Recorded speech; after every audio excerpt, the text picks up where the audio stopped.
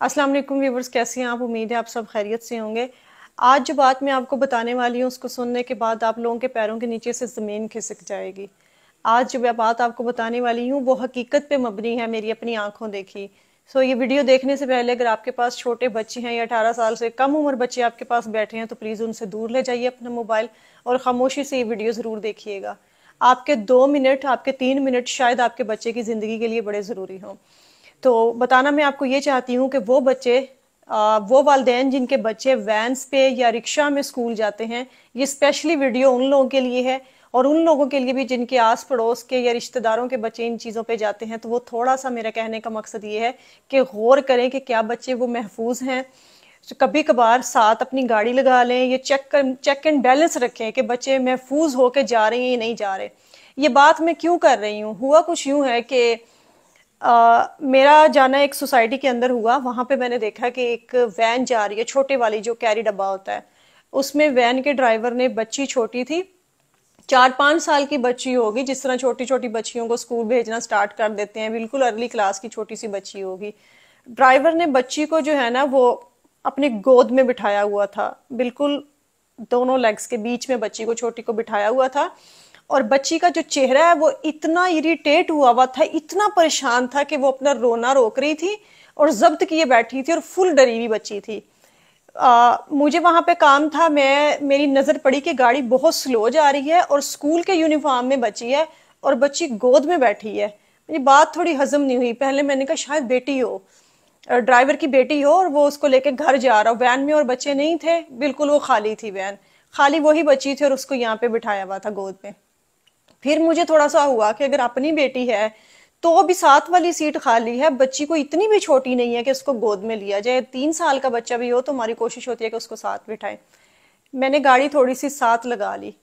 गाड़ी वो बिल्कुल स्लो स्लो चल रही थी और जब मैंने गाड़ी साथ लगाई तो मैंने देखा कि ड्राइवर ने, मतलब बताते हुए मुझे खुद शर्म भी आ रही है और मेरा जो है ना वो कह लें कि दिमाग फटने वाला हो गया देख के कि उसने अपने कपड़े जो है वो नीचे किए हुए हैं और बच्ची के भी कपड़े थोड़े से डाउन किए हुए हैं। मतलब इससे ज्यादा साफ अल्फाज में मैं आपको नहीं बता सकती। आप समझदार हैं, आप समझ जाएं कि मैं क्या बताना चाह रही हूँ। इस तरह किए हुए और बच्ची को उसने वहां पे बिठाया हुआ है और बच्ची फुल रोने वाली हुई हुई है। मैंने साथ लगा के हॉर्न शॉर्न मारे हैं, उसको रोकने के लिए कहा। साथ साथ गाड़ी उसकी चल रही थी और साथ साथ मैं कभी आगे हो रही हूँ कभी पीछे हो रही हूँ ना गाड़ी के। मेरी गाड़ी उस गाड़ी के आगे पीछे हो रही है कि चेक करने के लिए मैं उसको देखना चाह रही थी। जब मैंने ये सारी सिचुएशन पे गौर किया तो उसने स्पीड बढ़ा ली गाड़ी की और बच्ची को, इसी दौरान बच्ची को उठा के साथ कर दिया। गाड़ी वो भगाता रहा भगाता रहा, मैंने भी गाड़ी उसके पीछे लगा ली और उसके बाद वो एक और इलाके में एंटर हुआ है। उसी सोसाइटी के बाहर का एक इलाका था, गलियों में जाके मेरी गाड़ी मुसलसल उसके पीछे रही। वो जरा मेरे से आगे था क्योंकि उसकी स्पीड ज्यादा थी, मेरे पास गाड़ी बड़ी थी और ऊंची थी और ऊंची गाड़ी में से आपको पता है कि चीजें ज्यादा नजर आती हैं, साफ क्लियर नजर आ रही होती हैं। उसको पता था कि ये अब मेरा पीछा कर रही है और इसने कुछ ना कुछ देखा है। वो तब तक रिलैक्स होके उसने खुद को कवर कर लिया था, बच्ची को भी कवर करके उसने बिठा दिया था साथ वाली सीट पे कैरी डिब्बा में। घर के बाहर वो गया है, उसने बेल दी है और बच्ची उतारी है और उनको पकड़ा के निकल गया है। मैंने थोड़ा सा पीछे गाड़ी लगाई है, मैं उतरी हूँ, मैंने बेल दी है, पहले तो कोई निकल नहीं रहा था, फिर निकले हैं तो फिर मैंने पूछा कि बच्ची, उन्होंने कहा जी हमारी है। वैन वाला जा चुका था इसी दौरान, उसी जगह से टर्न लेके आगे की तरफ से ना वो निकल गया। मैंने सारी सिचुएशन उनको बताई। पहले तो वो बिलीव ही ना करें, उनको लगे कि मैं शायद कोई बहरूपी है जिस तरह आ जाते हैं लूटने के लिए। फिर मैंने उनको बताया कि मैंने जो आज देखा आप वो सोच नहीं सकती हैं। तो उन्होंने फिर बताया कि बच्ची इसी तरह डरी डरी आती है और छुट्टी से थोड़ा सा लेट हो जाती है, आधा घंटा 35 मिनट। तो हम पूछते हैं तो वो कहते हैं कि रूट पे बाकी बच्चों को भी छोड़ना होता है छुट्टी के दौरान, तो इसलिए फिर इस बच्ची का घर थोड़ा सा आगे पड़ता है, तो फिर आते आते आधा पौना घंटा लग जाता है।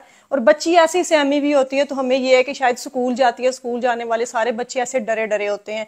मैंने जब उनको सारी सिचुएशन बताई कि ये सारा कुछ आपकी बच्ची के साथ हो रहा है, क्या आपने कभी अपनी बच्ची से पूछा या बच्ची ने आपसे बताया और आप सिर्फ यही समझ रहे हैं, या आपने स्कूल जाके कभी पूछा कि बच्ची इतनी डरी सहमी आती है और वो बताती है कि मेरे पेट में दर्द हो रहा है, मैंने स्कूल नहीं जाना। हो सकता है वो डर स्कूल का ना हो, वो वैन वाले का डर हो।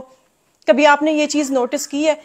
ये वाकया बताने का फिर उसके बाद उन्होंने पकड़ा ड्राइवर को, उसने आना बंद कर दिया क्योंकि उसको पता था कि अब मैं पकड़ा गया हूँ।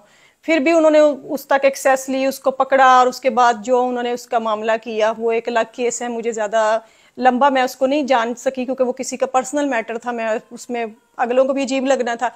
आप लोगों को बताने का मकसद ये है कि अवेयर रहें, इन चीज़ों से अवेयर रहें। बच्चों को आप मम्मी डैडी होके खाली bad touch good touch in चीजों तक न रहे कि बेटा this is bad touch this is good touch. थोड़ा सा इसको डीप चले जाएं और खुल के बताएं कि बेटा बैड टच और गुड टच क्या है, प्राइवेट पार्ट कौन से हैं, कपड़ों को कोई इधर से हटाता है, ये ऐसे करता है, तो आपने बताना है। बच्चों के दोस्त बन के खुदारा उनको बताएं, खुल के बताएं, वरना आप नहीं बताएंगे तो लोगों ने सारी शर्में साइड पे रख देनी है। बहुत छोटे बच्चों का मामला है, पहले ही हमारे मुल्क के लोग इतने भूखे कुत्तों की तरह जो है वो हुए फिर रहे हैं कि उनका उनका बस नहीं चल रहा कि वो किस किस को नोच के खा जाए।